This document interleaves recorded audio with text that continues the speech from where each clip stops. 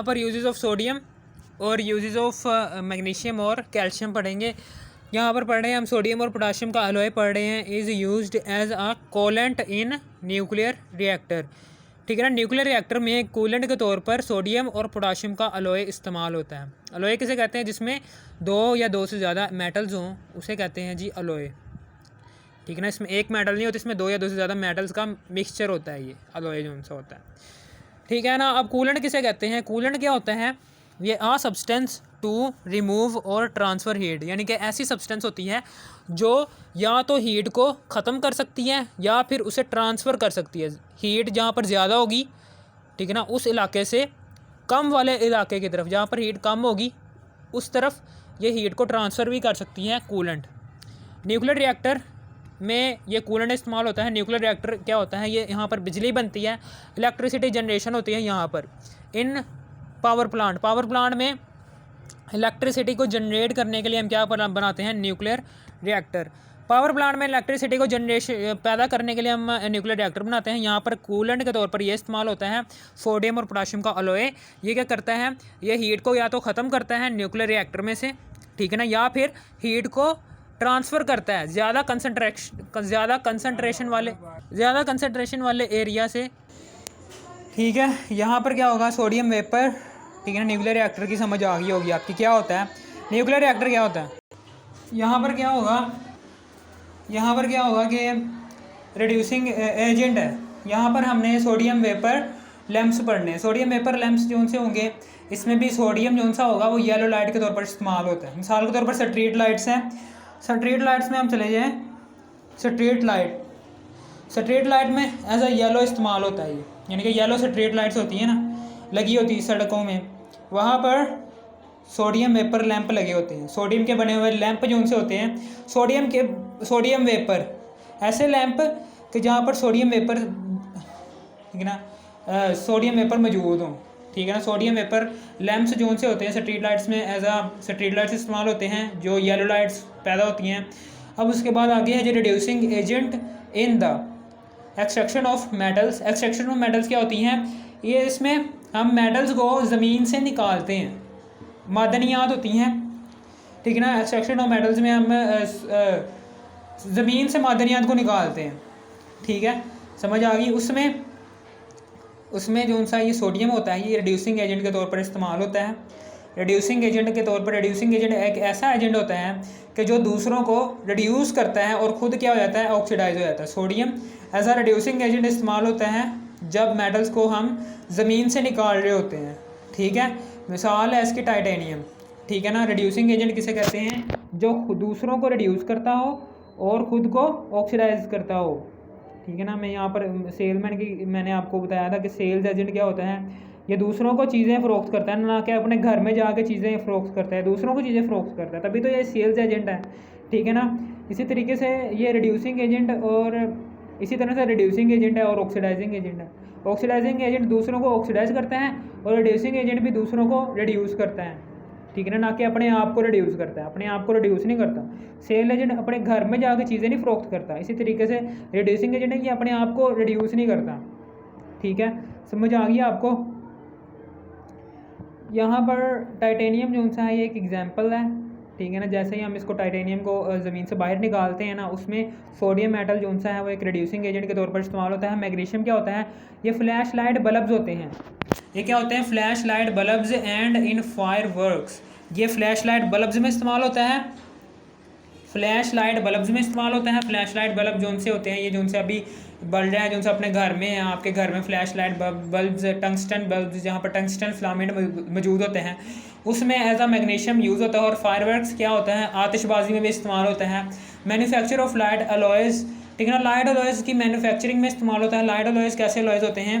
मैंने यहाँ पर लिखा हुआ है कि लाइट अलॉयज़ जिनकी डेंसिटी 4.5 मिलीग्राम पर मीटर क्यूब से कम हो, जिनकी डेंसिटी ऐसे अलॉयज़, लाइट अलॉयज़ ऐसे अलॉयज़ होते हैं मेटल के, ऐसे अलॉयज़, ठीक है ना, जिनकी डेंसिटी 4.5 मिलीग्राम पर मीटर क्यूब से कम हो। मिली का क्या मतलब है? 10 की पावर -3, 4.5 मतलब है ग्राम पर मीटर क्यूब, जिनकी डेंसिटी ना इससे कम हो, उसे कहते हैं लाइट अलॉयज़, ठीक है ना। इसकी एग्जांपल क्या है, इसकी एग्जांपल है ये नियोडायनामिक्स। नियोडायनामिक्स की मैन्युफैक्चरिंग में मैग्नीशियम का अहम किरदार है, ठीक है ना। मैग्नीशियम यूज़ होता है। लाइट अलॉयज़ ऐसे अलॉयज़ होते हैं जिनकी जिनकी डेंसिटी 4.5 मिलीग्राम पर मीटर क्यूब से कम होती है, ठीक है। फिर इसी तरीके से मैग्नीशियम रिबन जो सा हो गया is used in the thermite process to ignite aluminium powder, ठीक है ना। मैग्नीशियम रिबन जो सा होता है, मैग्नीशियम रिबन का मतलब है मैग्नीशियम ही। Magnesium is used in the thermite process, ठीक है ना। इसमें क्या होता है थर्माइड प्रोसेस में, इसमें थर्माइड प्रोसेस की मैं आपको यहाँ पर देता हूँ कि इसमें हम आयरन ऑक्साइड की रिडक्शन करते हैं।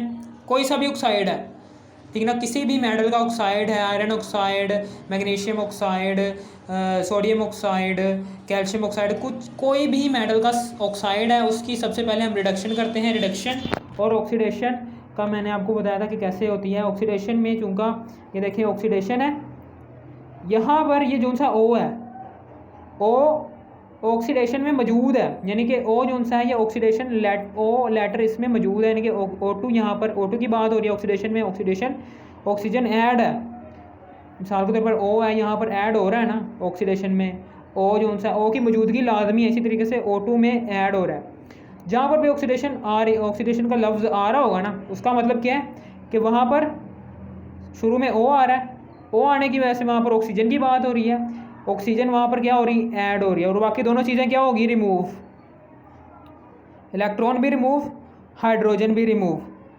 और रिडक्शन जो सी होगी वो इसके उल्ट होगी, रिडक्शन जो सी होगी वो इसके उल्ट होगी, यानी कि ऑक्सीजन जो सी रिमूव हो रही होगी और बाकी दोनों चीज़ें उसके उल्ट, यानी कि इलेक्ट्रॉन ऐड हो रहे होंगे और हाइड्रोजन भी ऐड हो रहे होंगे। यहाँ पर आयरन ऑक्साइड के क्या होंगे, रिडक्शन होगी, यानी कि आयरन ऑक्साइड जो सी होगी उसकी रिडक्शन होगी, ठीक है ना, रिडक्शन होगी। और ये बात हमेशा याद रखना कि मेटल्स जो से हो गए ना, मेटल्स जितने भी मेटल्स हैं वो एज अ रिड्यूसिंग एजेंट ही इस्तेमाल होते हैं। रिड्यूसिंग एजेंट, रिड्यूसिंग एजेंट यानी कि वो इलेक्ट्रॉन ही ज़्यादातर खारिज करते हैं।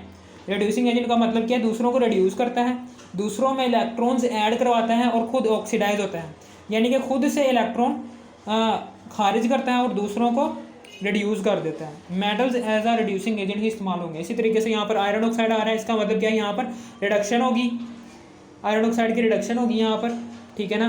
और यहाँ पर एलुमिनियम पाउडर भी यूज़ होता है इधर, ठीक है ना। रिड्यूसिंग एजेंट जो सा होगा या एलुमिनियम पाउडर रिड्यूसिंग एजेंट के तौर पर इस्तेमाल होगा, ठीक है ना, आयरन ऑक्साइड की रिडक्शन के लिए, ठीक है, समझ आ गई। हम यहाँ पर अब यहाँ पर आपने ये देखें, यहाँ पर मैग्नीशियम ले लेते हैं। मैग्नीशियम ऑक्साइड क्या होगा, ये मैग्नीशियम ऑक्साइड जो सा होगा इसकी रिडक्शन करने के लिए, यही है ना, magnesium ribbon is used in thermite process to ignite aluminium powder, aluminium powder को जलाने के लिए। इग्नाइट का मतलब है जलाना, यानी कि मैग्नीशियम ऑक्साइड की रिडक्शन करवाने के लिए हम क्या करेंगे, हम एल्यूमिनियम पाउडर को रिड्यूसिंग एजेंट के तौर पर ये इस्तेमाल करेंगे। एल्यूमिनियम पाउडर ये क्या करेगा, ठीक है ना, ये दूसरों को रिड्यूस करेगा, यानी कि मैग्नीशियम ऑक्साइड को रिड्यूस कर देगा और ख़ुद क्या हो जाएगा, ऑक्सीडाइज। एल्यूमिनियम मैं फिर से दोहरा देता हूँ, इन थर्माइड प्रोसेस में हम मैग्नीशियम ऑक्साइड को थर्माइड प्रोसेस में लेकर आना चाहते हैं, यानी कि मैग्नीशियम ऑक्साइड की हम थर्माइड प्रोसेस में आपको बता रहा हूँ, इसमें मैग्नीशियम ऑक्साइड हम यूज़ कर रहे हैं, ठीक है ना। इसकी रिडक्शन करवाने के लिए हमने रिड्यूसिंग एजेंट लिया है एल्यूमिनियम पाउडर। एल्यूमिनियम पाउडर क्या करेगा, ये खुद को ऑक्सीडाइज कर लेगा, रिड्यूसिंग एजेंट है ना, ये एक ऐसा एजेंट है जो दूसरों को रिड्यूस करता है और इसको क्या कर देगा, रिड्यूस कर देगा, यानी कि इसकी रिडक्शन हो जाएगी और एल्यूमिनियम की ऑक्सीडेशन हो जाएगी। और ये है हमारा थर्माइड प्रोसेस, ठीक है ना, मैंने आपको बता दिया। इसमें एल्यूमिनियम पाउडर को जलाते हैं, यानी कि एल्यूमिनियम पाउडर जैसे ही ये जलेगा तो ये मैग्नीशियम ऑक्साइड की रिडक्शन कर देगा और ख़ुद क्या हो जाएगा, ऑक्सीडाइज हो जाएगा, ठीक है ना। ओके, समझ आ गई आपको।